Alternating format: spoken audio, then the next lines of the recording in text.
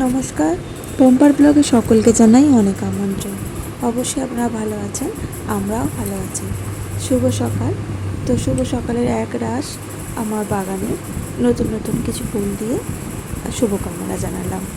তো নিত্যদিনের মতো আপনারা তো জানেনই আমার ব্লগটা সবুজ দিয়ে শুরু হয়ে যায়। তো ছাদ বাগানের এই ছোটো ছোটো ফুলগুলো, যেটা আপনাদের দেখি আমার মনে একটা শান্তি আসে, আর সেই শান্তি থেকে অনেকটা তৃপ্তি বোধ হয় যা আপনাদের দেখাতে পারলাম। আর নতুন নতুন যে গাছগুলো নিয়ে এলাম, তো সেইগুলোতেও বেশ ফুলগুলো আসছে, তবে টুকটাক, অনেকটা এখনও আসেনি, কারণ গাছগুলো তো এখন ছোটো ছোটো, ওই জন্য। তবে আজকে একটু এই যে দুটো জুঁই ফুল তুলে নেবো, কারণ গোবিন্দকে এখনও দিইনি এই নতুন গাছের ফুল, আজকে দেবো। কারণ কি, গোবিন্দকেও তো দেখাতে হবে যে তার আশীর্বাদে আমার ছাদ বাগানে ফুল হয়েছে। তো আপনারা তো জানেনই যে যা কিছু হয় আমি আগে গোবিন্দকে দিই, তারপরে সেটা আমরা নিই, সে যাই হোক আমাদের বাড়িতে যেটুকুনি আসুক। তো চলুন তাহলে।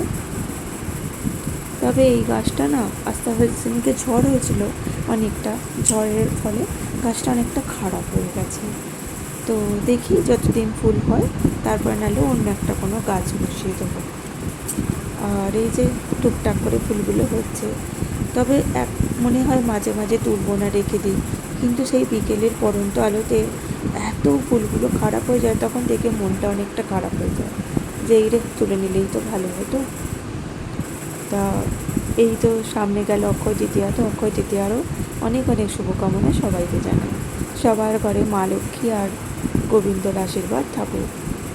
তো নারায়ণ আর লক্ষ্মীর পুজোই তো অক্ষয় তৃতীয়াতে হয়, তো সবার মানে ভগবানের আশীর্বাদ সবার ঘরে ঘরে থাকুক, এটাই চাই। তো চলুন। আর এইটা হচ্ছে ক্রসমস, এই ক্রসমসটাও বেশ ভালো লাগে, রঙটা এত সুন্দর ক্রসমসের।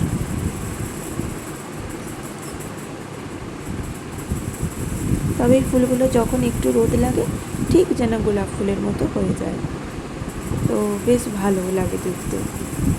চলুন তাহলে, আর যে কটা টুকটাক ফুল আছে সে কটা ফুলগুলো তুলে নিয়ে গোপালের পুজো করে নিই।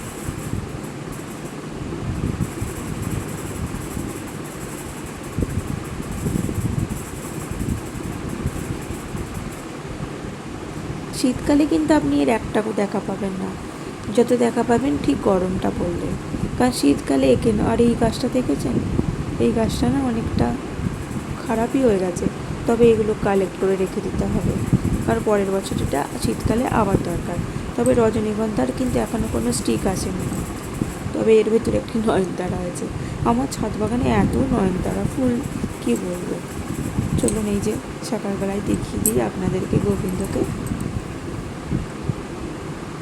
বেশ ভালো লাগে। আমার তো ভালো লাগে আপনাদেরকে একটু একটু করে দেখাতে।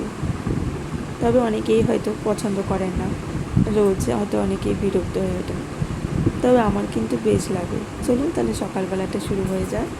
তো এখন গরম পড়েছে, তো এখন একটু এই মৌরি ভেজানো জল গুড়ের সাথে, কারণ সকালবেলা এখন আর চায়ের পাট আর নেই, চায়ের পাট এখন শিখে উঠেছে গরমের চোটে।